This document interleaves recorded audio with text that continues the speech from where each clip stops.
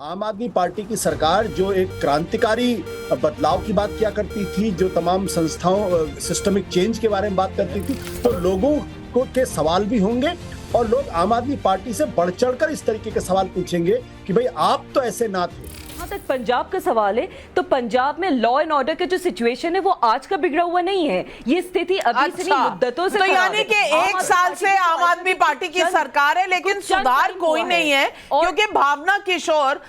किशोर को डराना धमकाना ज्यादा जरूरी था। आशुतोष जी अनम्यूट कर लीजिए आप अपना कंप्यूटर और मैं आपसे सवाल पूछना चाहती हूं। आशुतोष जी, हाईकोर्ट ने जो टिप्पणी की SC/ST एक्ट के बारे में भावना किशोर के ऊपर और बाकी कैमरामैन और ड्राइवर के ऊपर, वो जग जाहिर है, सबके सामने है और हाईकोर्ट ने अपने ऑर्डर में जो जो लिखा है उसके बाद मेरे ख्याल से कम पंजाब सरकार की आंखें शर्म से झुक जानी चाहिए। लेकिन हुदा जरीवाला जी हैं कि वो इक्वेट कर रही हैं कि भावना किशोर के साथ जो हुआ तो हुआ, उसकी बात हम ना करें, हम बात करें कि जो जर्नलिस्ट बीजेपी से डराए गए हैं उस मुद्दे को याद करें। मैं कहती हूं अगर किसी भी राजनीतिक दल ने किसी भी पत्रकार को डराया है उसकी कॉन्डमनेशन होनी चाहिए, उसका हम पूरी तहे दिल से बिल्कुल उसको कहते हैं कि गलत है ये। लेकिन भावना किशोर की बात को आया गया कर देने का कहां से इतना साहस आता है और कहां से इतनी आपकी अंदर की जो कॉन्शियंस है वो आपको अलाउ करती है? क्या ये सवाल नहीं उठता? नविका जी, ये जो भावना किशोर के साथ जो हुआ है ये दरअसल एक खास तरीके की मानसिकता है और ये मानसिकता है कि प्रेस की आज़ादी पर पहरा लगना चाहिए। ये कोई अलहदा मसला नहीं है, क्योंकि जो पूरा का पूरा घटनाक्रम है वो इस बात को दर्शाता है कि जिस तरीके से आप लोगों ने शीश महल को दिखाया था, उस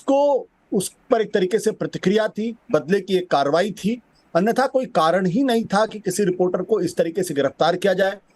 उसके ऊपर SC